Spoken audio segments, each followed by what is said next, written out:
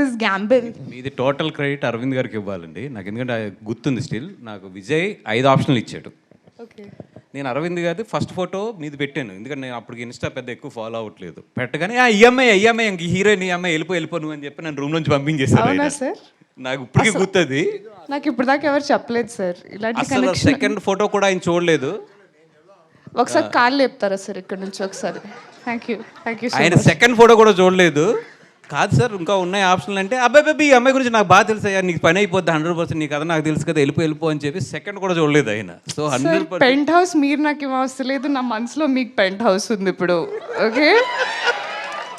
So wow, I did no all the this. Credits goes to him. So I take back నా speech మొత్తం మార్చేసి thank you only to Allu Aravind sir for trusting that I can do this.